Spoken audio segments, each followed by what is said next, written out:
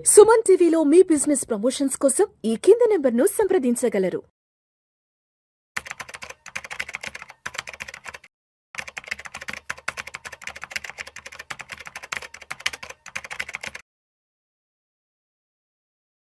Sir Ramachandramurthy గారు నమస్తే sir. నమస్తే విష్ణు గారు.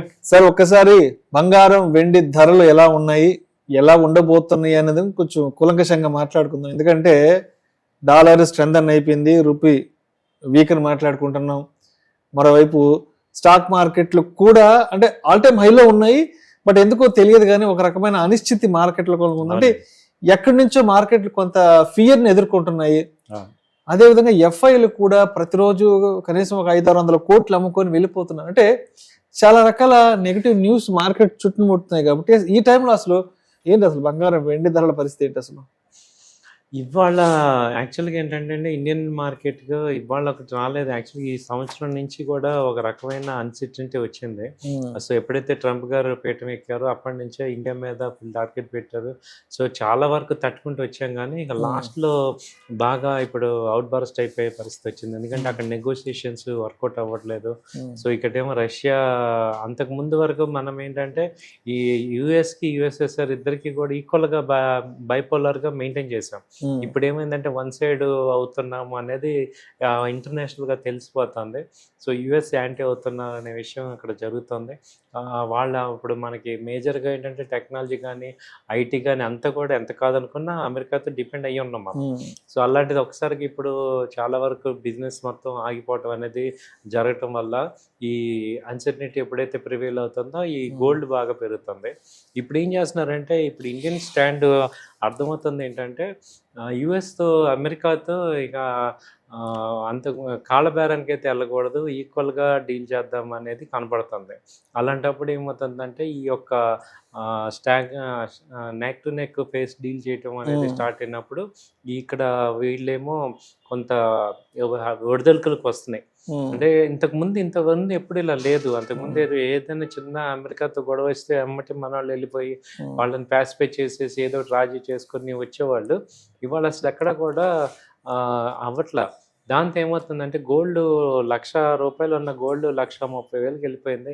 ఇంటర్నేషనల్గా కూడా 4,200, 250. అది వరకు మనం చాలా రీజన్లు చెప్పాము. ఏంటది, ఇజ్రాయెల్ వార్ ఉందన్నాము, లేకపోతే షట్ డౌన్ అన్నాము, మార్కెట్స్ ఈక్విటీ మార్కెట్ డౌన్ అయినా అన్నా. ఇవన్నీ ఇప్పుడు ఇవి లేవు.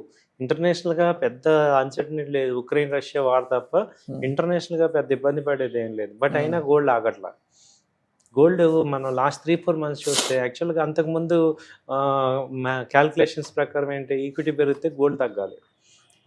ఇప్పుడు అలా లేదు. గోల్డ్ పెరుగుతుంది, ఆల్ టైమ్ హై అయింది, ఈక్విటీ ఆల్ టైమ్ హై అయింది. సో ఇప్పుడు ఏంటంటే 2025 సినారియో ఏం జరుగుతుందంటే ఇప్పుడు గోల్డ్ పెరుగుతుంది, ఈక్విటీ పెరుగుతుంది అంటే ఏంటి, రీటైల్ క్లయింట్ కాకుండా వేరే వాళ్ళు బై చేస్తున్నారు. ఎవరు వాళ్ళు అంటే బ్యాంక్స్. సో ఆర్బీఐ బై చేస్తుంది, చైనా బై చేస్తుంది, రష్యా బై చేస్తుంది. బ్రిక్ కంట్రీస్ పర్టికులర్గా యుఎస్ టార్గెట్ చేసింది బ్రిక్ కంట్రీస్ని. Brazil, China, Russia, America, India. వాళ్ళకి కంపల్సరీ వీళ్ళు యుఎస్ డాలర్ని బిలీవ్ చేయట్లేదు. ఎందుకంటే యుఎస్ డాలర్ని సీజ్ చేస్తున్నారు. ఇప్పుడు ఎక్కడైనా వేరే చోట రష్యాలో చాలా అకౌంట్స్ సీజ్ అయిపోయినాయి. కాబట్టి డాలర్లో ట్రాన్సాక్షన్స్ ఈ కంట్రీస్ ఏవి కూడా ఫేవర్ అవ్వట్లేదు. కాబట్టి వీళ్ళందరూ ఆల్టర్నేట్గా గోల్డ్ బై చేసుకుంటున్నారు. గోల్డ్, సిల్వర్ కూడా బై చేస్తున్నారు ఇప్పుడు. సో వీటి వల్ల ఏమవుతుందంటే కొంతకాలం ఈ గోల్డ్, సిల్వర్ మంచి రేట్లు పెరుగుతున్నాయి. సో మీరు అన్నట్టు ఇంకొక సిచ్యుయేషన్ ఏంటంటే ఇంటర్నేషనల్గా, సో 25 years బ్యాక్ 2000 అక్టోబర్లో 2000లో రష్యా అధ్యక్షుడు పుతిన్ వచ్చారు. సో మళ్ళీ వాళ్ళు వచ్చారనమాట. దాదాపు 25 years తర్వాత ఇండియాకి రావటం అనేది, ఇప్పుడున్న సిచ్యుయేషన్లో ఆయన రావటం అనేది ఇంటర్నేషనల్గా ఏం సింబల్ ఇస్తుందంటే అమెరికా ఏకాకి చేద్దామన్నా అవ్వదు, ఇండియా రష్యాతో రిలేషన్ ఉంది, చైనాతో రిలేషన్ ఉంది అనేది అర్థమవుతుంది. ఇది ఒక గ్లోబల్గా చూసుకుంటే ఇది ఒక రకమైన strong warning message to US. ఇప్పుడు ఎమ్మటే వాళ్ళు యుఎస్ వాళ్ళంతటా వాళ్ళు ఇప్పుడు ట్రేడ్ నెగోషియేషన్కి వస్తున్నారు. సో అక్టోబర్ నుంచి ఎదురు చూస్తుంది ఏంటంటే ఇండియా యుఎస్ కాళ్ళ బేరానికి వెళ్ళకూడదు, వాళ్ళే రావాలి, నెగోషియేషన్ ఈక్వల్ వెయిట్లో జరగాలని ఎక్స్పెక్ట్ చేస్తున్నారు. అవి కొన్ని రోజుల్లో జరుగుతాయి. అప్పటిదాకా ఏంటంటే రూపీ ఫాల్ అవుతుంది. సో ఇది నార్మల్గా తీసుకుంటే ఆటోమేటిక్గా గోల్డ్ పెరగటం అనేది జరుగుతుంది. సో నెక్స్ట్ 2-3 months వరకు కూడా గోల్డ్ పెరిగే ఛాన్సెస్ ఉన్నాయి. ఇంకా చూసుకుంటే మన ఇంటర్నేషనల్గా $4,200 వెళ్తుంది, ఆల్రెడీ వెళ్ళింది. అంతకుముందు 4,400 ఏదైతే డాలర్ వెళ్ళిందో అది వెళ్తుంది. ఇప్పుడు కూడా మన ఇండియా కరెన్సీలో చూస్తే 135 to 140,000 కూడా ఛాన్స్ ఉంది నెక్స్ట్ 3 to 4 monthsలో. కాబట్టి గోల్డ్ కొనాలనే వాళ్ళందరికీ ఇప్పుడు ఇది ఒక షాకింగ్ న్యూస్. యాక్చువల్గా లాస్ట్ 6 months బ్యాక్ 70,000 ఉన్నది ఇప్పుడు 130,000 అవ్వటం అనేది. సో ఏం చేయాలి ఇప్పుడు మనం? సో ఇప్పుడు మనం ఏం చేయాలి? గోల్డ్ కొనాలా వద్దా, అసలు ఏం చేయాలి ఇలాంటి సిచ్యువేషన్ అంటే? మేము కూడా ఏమవుతున్నాం అంటే లాస్ట్ 1,15,000 నుంచి బై చేయమని చెప్పాము. ఇప్పుడు 1,30,000 వచ్చిన హై లెవెల్లో మేము చెప్పేది ఏంటంటే కాషియస్గా ఉండండి, హై రేట్స్కి వెళ్ళాయి. సో అవసరమైతేనే గోల్డ్లో కొంత ఇన్వెస్ట్ అయితే చేయాలి. అయితే ఇప్పుడు ఏం చెప్తున్నానంటే మళ్ళీ డౌన్ అయినా కొనేటట్టు మీరు చూసుకోండి. ఇప్పుడు కొన్న రేటు మేబీ తగ్గితే మళ్ళీ ఒక 6 నెలలు 1 year పడుతుంది, అయినా కానీ హోల్డ్ చేసేటట్టు. అంటే గోల్డ్ బీచ్లో కానీ డిజిటల్ గోల్డ్లో కానీ సో ఫ్రీ అమౌంట్ పెట్టుకోండి. సో ఈ ట్రేడింగ్ లాగా ఇప్పుడు చేయకూడదు. ఇది గోల్డ్ ఇప్పుడు ట్రేడింగ్ చేసేది కాదు.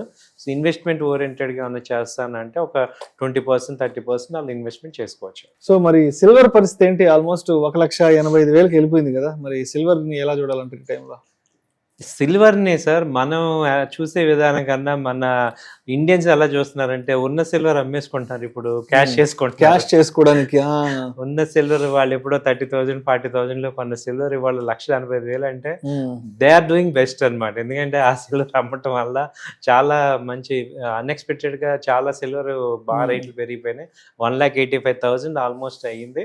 సో ఇలాంటి టైంలో ఏంటంటే ఫ్రెష్ బయింగ్ చేయాలా వద్దా ఏంటి, నెక్స్ట్ ఎక్కడ దాకా వెళ్తుందంటే మనము రాబర్ట్ కియోస్కి చెప్పినట్టు 2,50,000 దాకా వెళ్ళే ఛాన్సెస్ కనపడుతున్నాయి. సిల్వర్ 2,50,000 వెళ్ళే ఛాన్సెస్ నెక్స్ట్ 1 year హార్జన్లో అయితే ఉంది. అయితే ఫాల్ అయ్యేటప్పుడు కూడా మొన్న ఫాల్ అయ్యి చూడండి 40,000 ఎట్ ఏ టైం, అలా కూడా ఛాన్స్ ఉంది. కాబట్టి ఏంటంటే వెరీ వల్నరబుల్ సిల్వర్ అనేది. కాకపోతే మీరు సిల్వర్ బీస్లో తీసుకోండి, సిల్వర్ బీస్ కానీ లేకపోతే సిల్వర్ ETF కానీ, తర్వాత సిల్వర్ డిజిటల్లో కూడా తీసుకోవచ్చు. బట్ డిప్స్లో కూడా మళ్ళీ యాడ్ చేసుకోవాలి. లాంగ్ టర్మ్ వెయిట్ చేసేటట్టు ప్లాన్ చేసుకోండి, ఎందుకంటే హై రేట్స్లో ఉన్నాయి. ఎనీ టైం కొంత డిప్ అయితే ఛాన్సెస్ ఉన్నాయి. సో కాషియస్గా ఉండాలి. Right sir, thank you sir, thank you so much.